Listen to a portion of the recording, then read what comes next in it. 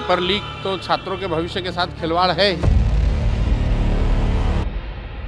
बर्खास्त किया जाना चाहिए कि नीट के लिए हमारा सिस्टम जिम्मेदार है।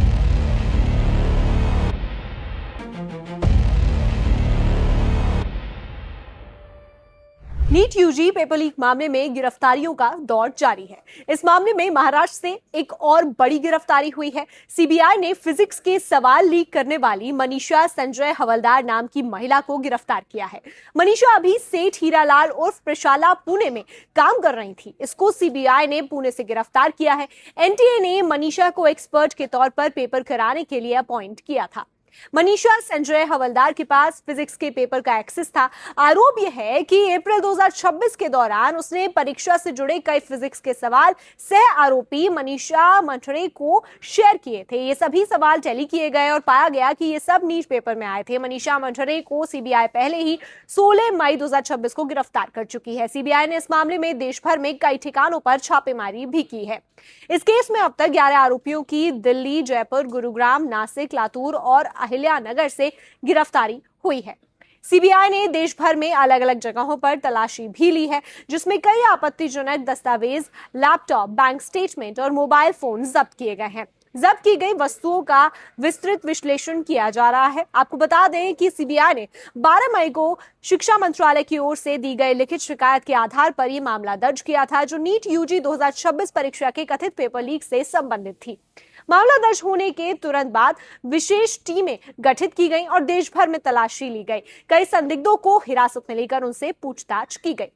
जांच में यह भी सामने आया है कि कुछ बिचौलिए छात्रों से लाखों रुपए लेकर उन्हें विशेष कोचिंग क्लास में भेजते थे, जहां कथित तौर पर वही सवाल बताए जाते थे जो बाद में नीट परीक्षा में आए।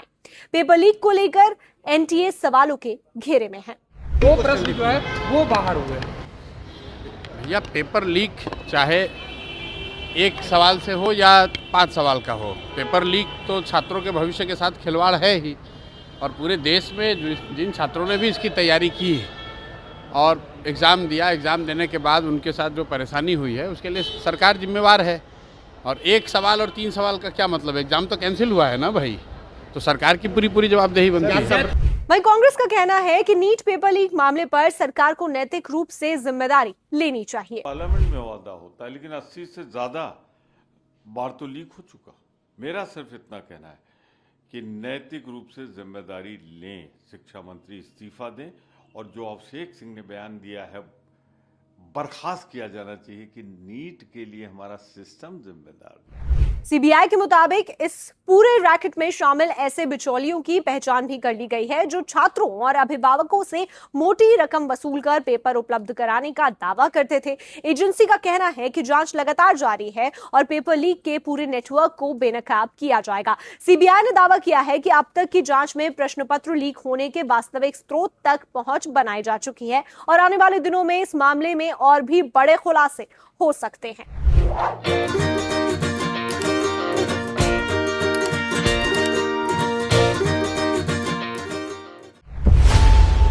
खबरों की रणभूमि में यहां शोर नहीं सोच लड़ती, जहां शब्द नहीं फैक्ट्स वार करते हैं और हर सवाल खोलता है सच की नई परत।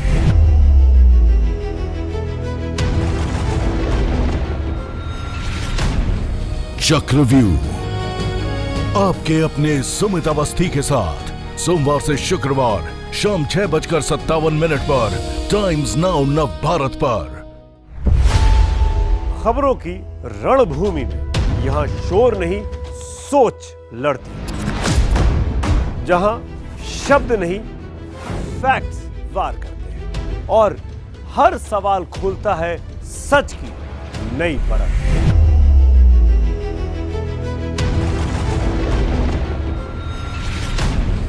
चक्रव्यूह आपके अपने सुमित अवस्थी के साथ सोमवार से शुक्रवार शाम 6:57 पर टाइम्स नाउ नव भारत पर।